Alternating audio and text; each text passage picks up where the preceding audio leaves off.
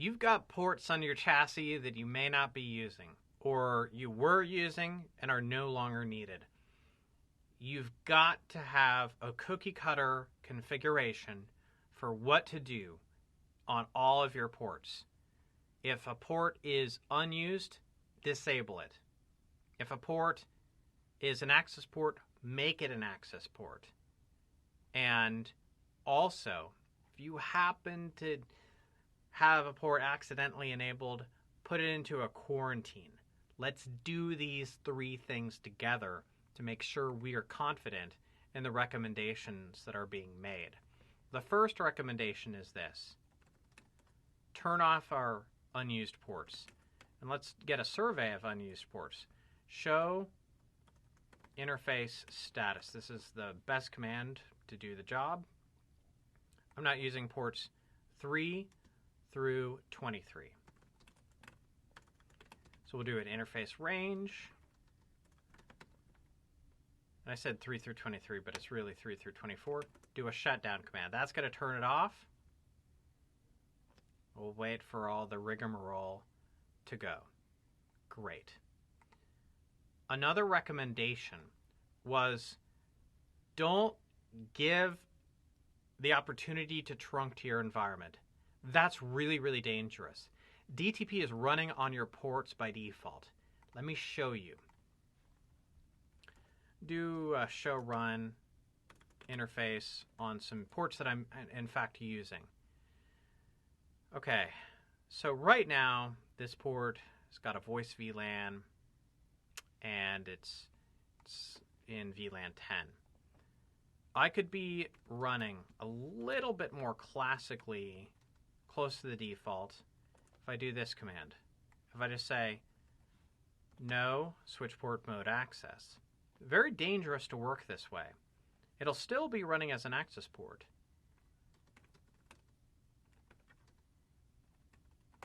Which I can confirm with this. Operationally, we're static access, but we are administratively in dynamic auto.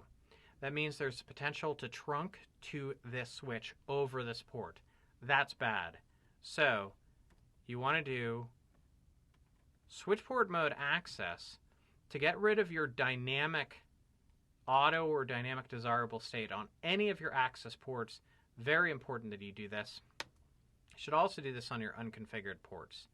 So in fact, what I'm going to do is this. I'm going to say int range. And I'm going to say switch port mode access just to make sure that now I'm working the way that I want. So what we'll do is this.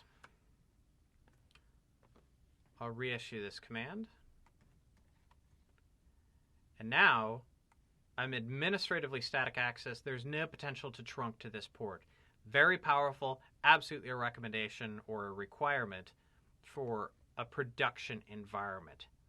Finally, let's give people another barrier. If they happen to be logged into our switch somehow on a port that we didn't expect them to be in, let's place all of our unused ports in an isolated VLAN. Basically a VLAN that doesn't have connectivity. Let's build that. Let's build that. So I'm going to go to the VTP primary switch that's involved in my environment. I'm going to do a show VLAN brief, and let's come up with a VLAN that's the quarantine. So I'm going to put it in the 900 range where all my special VLANs live. VLAN 985. Name, quarantine. Spelled correctly. Hopefully I did. I'll exit out. I'll confirm that ASW1 got that. Again, VTP v3 is running just to speed up my demonstrations. And we've got that VLAN. Great. What do I want to do now? VLAN 985. There are some administrative changes that I can do.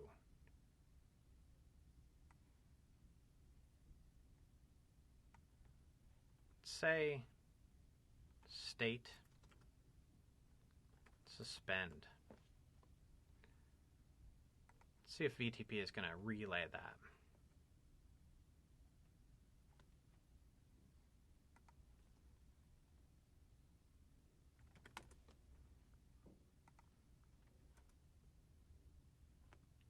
So this VLAN is now suspended. Another barrier for people. This is just simply ports in this are not going to work.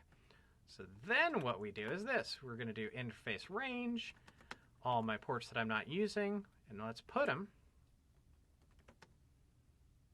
Switch port, access, VLAN 985. Do show a VLAN brief. And boy, we are really messing with people who are trying to get connectivity to our ports.